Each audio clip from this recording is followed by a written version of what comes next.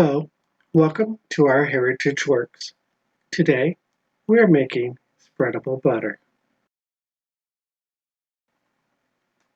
Have you noticed the price of spreadable butter lately? It seems to just keep going up and up and up and up. And that's if you can find it. For the last year and a half or so, it has been next to impossible for us to find spreadable butter. But we seem to be able to get stick butter just about any time. So why not make your own and save money? To make spreadable butter, you only need two, maybe three ingredients. Those ingredients are butter, some sort of oil, and optionally some salt. I'm choosing not to add salt to my butter just because I want to be able to control how much I use and make in each individual dish. But I certainly could add salt. The oils I'm using today are canola oil and olive oil. Now you'll want to use an oil that you like and that has a flavor that is pleasing to your palate.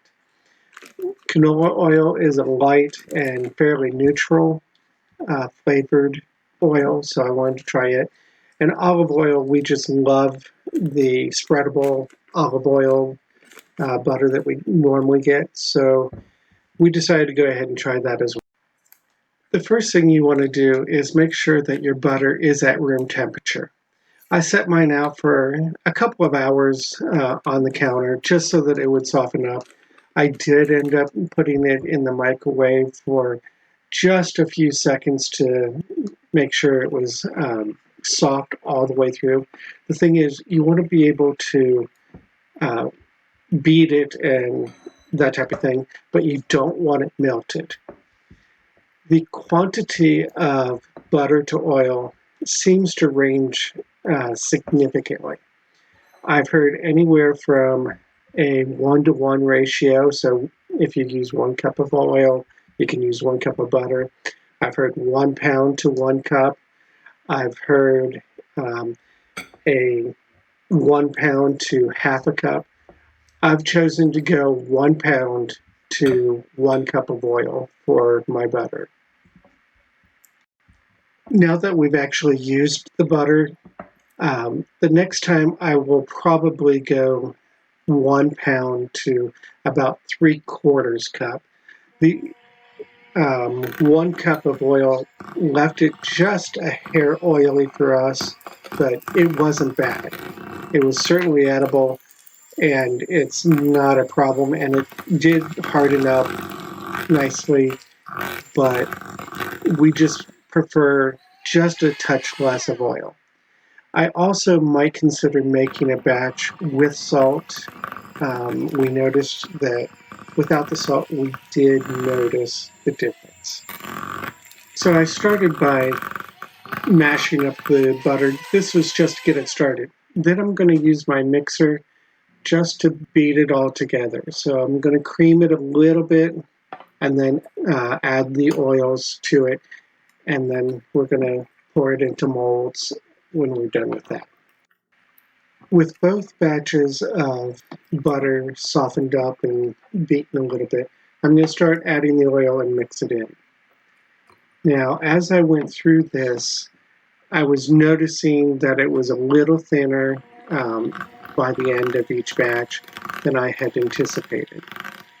It now has been a few days, and some of the pictures at the end you'll see that this has hardened up nicely. It looks much closer to what you get when you get it from the store. But at this point, it's a little soft. And when I put it into the molds, it just wasn't quite, I didn't leave it there long enough, but the molds were not quite detailed enough to leave a nice impression. So I ended up just putting them into a glass container, putting the lid on it. I did put a couple in the freezer, and they're there for future use.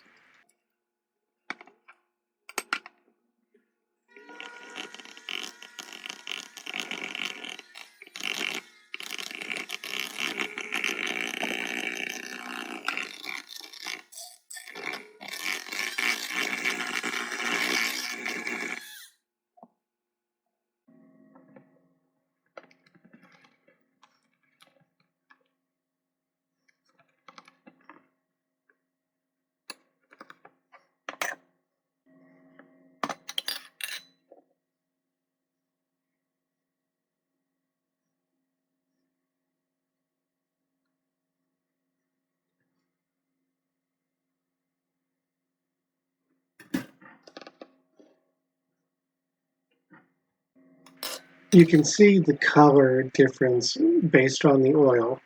The canola oil left the butter much closer to its original color, whereas the olive oil gave it more of a yellow canary going that direction versus the color of butter. Like I said, the molds didn't work as well as I had hoped. The next time I do this, I'm going to go straight to the glass containers. I'm not going to try molding them. It just isn't worth the effort. I struggled a little bit and decided, I'm just going to plop it in and go for it. But I did want to use the butter that we had created. So what was in the tin, the mold, I went ahead and used.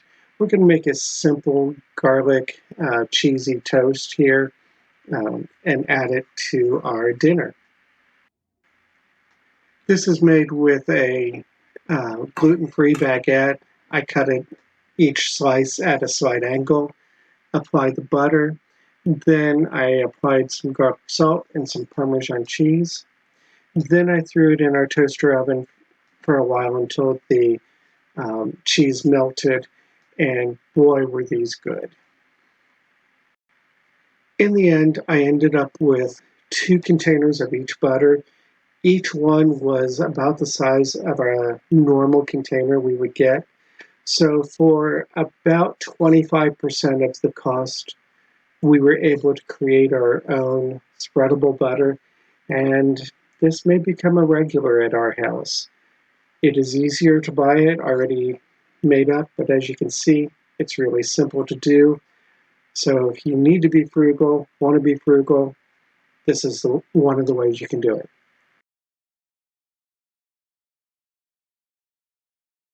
Thank you for watching.